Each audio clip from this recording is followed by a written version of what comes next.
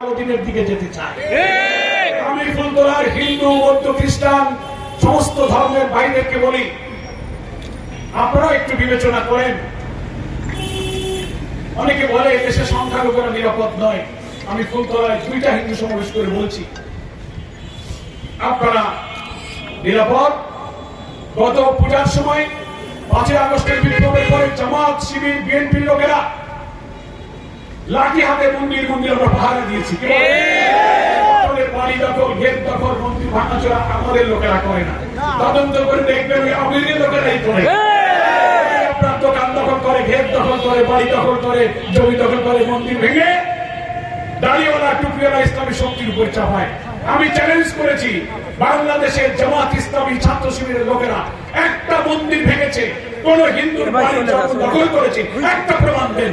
আমি ঢাকার হিন্দুদের ঢাকেশ্বরী মন্দির, ঢাকায় সব ধর্মের নেতাদের সাথে মত বিনিময় করেছি, এখানে বলেছি। তারা বলছে স্যার না, আপনাদের লোকেরা আমাদের এগুলো করে নাই। কিছু লোকেরা তো দুর্বৃত্ত করে, তারা কারা? তারা আওয়ামী লীগের দুর্বৃত্তের সঙ্গে কাজে লাগে ইসলামী শক্তিকে দুর্বল করার জন্য। আওয়ামী ফ্যাসিবাদের সেবাদাস হয়ে তারা এই কাজটা করে। আমি তাই বলবো, আপনাদের শারদীয় দুর্গা উৎসব সামনে, নাকি বলেন? শারদীয় দুর্গা পূজায় ফুলতলাবাসী হিন্দু ভাইদেরকে বলবো, আমার 4 ইউনিয়নের সব নেতাদেরকে আমরা বলেছি, এই দুর্গা পূজায় আগের মতো তারাও মন্দিরে মন্দিরে, এলাকায় এলাকায় তারা আপনাদের সাথে থাকবে এবং সহযোগিতা করবে। কোনো অপঘটনা, কোনো দুর্ঘটনা যেন না ঘটে। আপনাদের এটাও বলেছি যে হিন্দুরা বলে আমরা সংখ্যালঘু, তাই বলে মনটা একটু ছোট করে। আমি বলেছি না, দুনিয়ার সব দেশে কিছু লোক সংখ্যায় কম থাকে, বেশি থাকে। তারা এই না দেখেন সংখ্যালঘু আর সংখ্যাগুরু হওয়ার কারণে ওই দেশে তার অধিকারের কোনো কম বেশ হবে, ওটাই নয়। আমাদের আমির জামাত বলেছেন, আমরাও বলি আমরা কেউ সংখ্যাগুরু নই, সংখ্যালঘু নই। আমাদের পরিচয় আমরা বাংলাদেশী। একজন মুসলমান আমাদের সংবিধানের সংরক্ষিত সকল নাগরিক অধিকার, নিরাপত্তা, ভাত, কাপড়, শিক্ষা, চিকিৎসা সমস্ত অধিকার এবং মুসলমান যেমন ভোগ করবে, ওই অধিকার একজন হিন্দুও ভোগ করবে। ফলে আমাদের সাম্প্রদায়িক সম্প্রীতির উজ্জ্বল দৃষ্টান্ত এই বাংলাদেশে আওয়ামী লীগ বারবার চেষ্টা করেছে হিন্দু ভাইদেরকে কাজে লাগিয়ে ওরা আমাদের বিরুদ্ধে উস্কে দিয়ে একটা অরাজকতা করে, জামাত শিবির করেছে। একটা প্রমাণ হিন্দু ভাইদের কাছে আমি এটাও বলেছি যে 2টা অপপ্রচার আছে আপনাদের ব্যাপারে। একটা হলো যে কোন কিছু হিন্দুদের হলেই প্রথম দোষায় জামাত শিবির, কিন্তু একটা প্রমাণ তো দিতে পারেননি। তাহলে হিন্দু ভাইদেরকে বলেছে আপনাদেরকে এই অসত্য প্রচারটাকে ভুল প্রমাণ করতে হবে। হিন্দু ভাইরাই বলবে না জামাত শিবির আমাদের কোন হামলা মামলা কোন ভাঙচুর করে না। আপনারা মুখ দিয়ে যদি বলেন তাহলে জনগণ বিশ্বাস করবে। আর একটা অপপ্রচার আছে, দেশের মানুষের মধ্যে একটা ধারণা আছে যে হিন্দু মানেই হলো আওয়ামী লীগ, হিন্দু মানেই নৌকোয় ভোট, এর ধারণা আছে না? আমি হিন্দু ভাইদেরকে বলেছি এই দোষটাও আপনাদেরকে মিথ্যা প্রমাণ করতে হবে। আমি বিশ্বাস করি না হিন্দুরা যে শুধু নৌকায় ভোট দেয় তা ঠিক না, কি বলেন? হিন্দুরা অন্য মার্কাতেও ভোট দেয়। তবে আপনারা যে আওয়ামী লীগের রিজার্ভ শক্তি না, আপনারা যে আওয়ামী লীগের রিজার্ভ ভোট না, আপনারা রাজনীতি দিয়ে সেটা প্রমাণ করুন এবং আপনাদের বিরুদ্ধে অপপ্রচারটা আপনারাই বন্ধ করতে পারবেন, আমরা বন্ধ করলে হবে না, নাকি বলেন? তাহলে ইনশাআল্লাহ মিলেমিশে আমাদের এই সোনার নতুন বাংলাদেশে আমরা শান্তির সাথে বসবাস করতে পারবো। ঠিক আছে? আল্লাহ যদি তৌফিক দেয় তো আরো বড় জনসভা করে। এই ফুলতলা তো আমার বাড়ি, আমার ঘর, তো ঘরের লোকের কাছে এত দরকার কি? সময় পেলে আবার বলবো। গত 14 তারিখে এসেছিলাম, একটু হঠাৎ যাওয়ার সময় স্বাধীনতা চত্বরে 2টো কথা বলেছিলাম। আজকে আবার কয় তারিখ? 6 তারিখে আবার একটু, 1 মাসও হয়ে পড়ে নাই, তো মাঝখানে দেখা হয়ে গেল আসা যাওয়ার পথে। আপনারা বেজার হবেন না।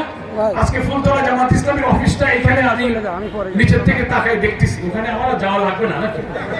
আমার যাওয়া লাগবে না, 5টা বেজে গেছে। আমরা একটা রাজনৈতিক দলের অফিস মানে হলো, জামাত ইসলামের অফিস মানে হলো ওই অফিস হবে ওই অঞ্চলে আল্লাহর বান্দাদের কাছে দ্বীনের দাওয়াত প্রচার করার কেন্দ্র। কোরআন হাদিস ইসলামী বই পুস্তক দিয়ে এলাকার হাজারো লাখো মানুষের কাছে ইসলামের দাওয়াত তারা পৌঁছাবেন, সাংগঠনিক কাজ করবেন, মানুষের ভালো মন্দ সুখ দুঃখ খোঁজ খবরের জন্য কেন্দ্রের একটা যোগাযোগের ব্যবস্থা এখানে হবে। আল্লাহ তাআলা এই জামাত ইসলামী ফুলতলা উপজেলার অফিসকে এই আন্দোলনের ইসলামী আন্দোলনের একটি দুর্জয় ঘাঁটি হিসেবে কবুল করুন। এখান থেকে এই অঞ্চলের প্রতিটি গ্রামে, ইউনিয়নে, ওয়ার্ডে, পাড়ায়, মহল্লায় ইসলামের দাওয়াত ছড়িয়ে পড়ুন। তৃণমূল পর্যায়ে, ওয়ার্ড পর্যায়ে জামাত ইসলামের শক্তিশালী সংগঠন গড়ে উঠুক। বিএনপি, জাতীয় পার্টি, সকল বিরোধী রাজনৈতিক দল একসাথে বসবেন, চা খাবেন, মিলেমিশে। আমরা আওয়ামী অপশক্তির বিরুদ্ধে যেমন আন্দোলন করেছি, সামনে নতুন কোন চ্যালেঞ্জ, কোন অরাজক পরিস্থিতি যদি আওয়ামী ফ্যাসিবাদী প্রেতাত্মারা চেষ্টা করে, আগের মতো আমরা ঐক্যবদ্ধ হয়ে সেটা ইনশাআল্লাহ রুখে দেব। এই দুঃশাসন বিরোধী আন্দোলনের একটি দুর্গ হিসেবে জামাত অফিস ইনশাআল্লাহ কাজে লাগবে। আমরা এতদিন অফিস ব্যবহার করতে পারিনি। জামাতের ঢাকার মগবাজারের কেন্দ্রীয় অফিস এই 13-14 বছর বন্ধ, সব জায়গায় বন্ধ। 5 তারিখে যেদিন আমাদের বিজয় হলো, আমি তখন ঢাকার জেলখানায়, আমাকে ধরে জেলে আটকানো ছিল। জেল তো আমার এখন দ্বিতীয় বাড়ি। আমার ছেলে মেয়েদের বলি জেল হচ্ছে আমার সেকেন্ড হোম। লোকেরা মালয়েশিয়া সেকেন্ড হোম করে, দুবাই আবুধাবিতে সেকেন্ড হোম করে। লোকেরা আমার জেল কেটে বলে খালি তোমার জেলে দেখি, বলে জেল হচ্ছে আমার সেকেন্ড হোম। তাই বিজয়ের দিনেও আমি জেলে ছিলাম। সন্ধ্যায় যখন বিজয়ের খবর পেলাম, জেলার সুপারকে বললাম যে ফোন আনেন, টেলিফোন আনেন, এখন বাইরে কথা বলবো। দেশ স্বাধীন, এখন তো আমাদের হাতে দেশ। সুপার, জেলার ডেপুটি 7-8টা ফোন নিয়ে দৌড়ায়। আমরা বিএনপি জামাতের নেতারা ছিলাম, ফোন করে আমরা আমার মা, স্ত্রী, সংগঠনের নেতাদের সাথে সালাম কালাম করলাম। তারা আনন্দ। ফোন করলাম তোমরা কোথায়? বলে আমরা এখন ঢাকার পল্টন দিয়ে হাঁটছি, আর ঢাকার ঈদের মধ্যে হাজার লক্ষ মানুষ দেখছি আর চোখের পানি ফেলে কাঁদছি। ঈদের আনন্দ হচ্ছে। আমার মাকে ফোন করলাম, অসুস্থ ঢাকায়। মাকে বললাম, মা বললো যে তুমি যখন গ্রেফতার হয়েছ, লোকেরা আমাকে বলে পরোয়ার বারবার গ্রেফতার কবে বেরোবে। মা আমাকে বললো ফোনে জেলখানায় যে আমি তাদের বলেছি এই বাংলাদেশ নতুন করে স্বাধীন হবে, আর আমার ছেলেকে বেড়ে আমি খুলনায় যাবো। আমার সর্বশিক্ষিত, আমার এই সৌভাগ্যবান মমতাময়ী মা যে ছোট্ট কথাটা বললো, আমার পাশের বিএনপি নেতাদেরকে বললাম, দেখেন আমার মা কি বললো, সে নাকি বলতেছে যে আমার দেশ নতুন করে স্বাধীন হবে, আমার ছেলেকে নিয়ে আমি খুলনায় যাবো। মাকে বললাম, মা তোমার কথা আল্লাহ কবুল করেছে। সেই দিন আমি কেন্দ্রীয় নেতাদের ফোন করলাম যে আপনারা মগবাজারে ঢাকার অফিস খুলে দেন। তারা বললো না, আমাদের আমির জামাত ডাক্তার শফিক সাহেব সেনা প্রধানের সাথে মিটিং করে এখন বঙ্গভবনের প্রেসিডেন্টের সাথে মিটিং করতেছে।